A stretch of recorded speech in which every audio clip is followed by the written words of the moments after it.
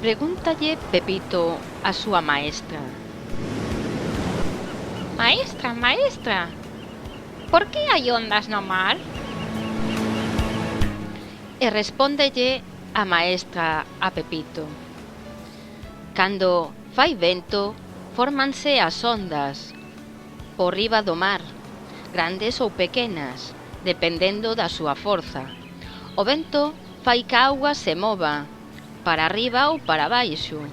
Por iso, cando ti vas á praia ás veces, a auga móvese dese xeito tan especial.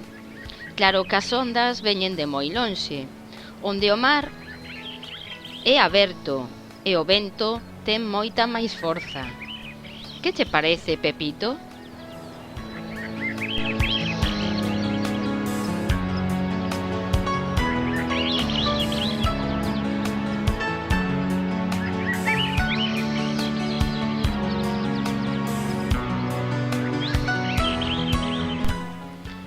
E Pepiño, que tiña máis preguntas para a súa mestra, dille de novo. Mestra, mestra, por que o mar cambia de cor? A ver, Pepiño, fíxate neste vídeo. O mar refléxase no ceo. É como cando ti te miras ao espello.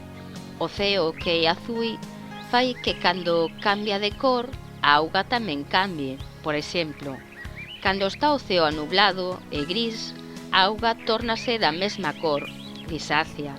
Ou cando hai tormentas, o ceo está medio plomizo, pois a auga ponse igualiña, porque é como un espello. E tamén depende moito das horas e as estacións.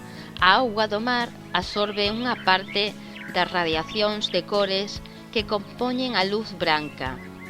A preponderancia da cor azul nas horas do sol débese a que as radiacións roxas, amarelas e verdes son as que primeiro absórbense e as radiacións azuis son máis difundidas, ou sexa, máis suaves. Entendiches, Pepiño?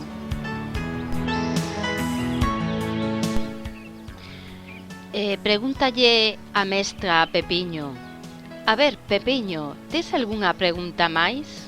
E pregunta a Pepiño. Mestra, mestra, por que cando navegamos nun barco mareámonos? Pois mira, Pepiño, nas nosas orellas atópase un órgano moi pequeniño que fai que nos poidamos manter erguidos, camiñar e movernos sen caernos.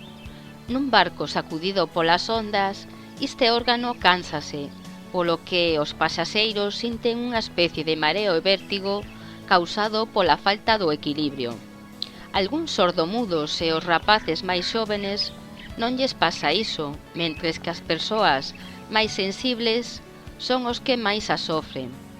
As súas causas son complexas, pero veñen dunha falsa estimulación do oído interno, que a súa vez é a base do equilibrio, asociada a unha tensión das vísceras debido ao movemento do barco. Por iso moitas persoas rematan vomitando.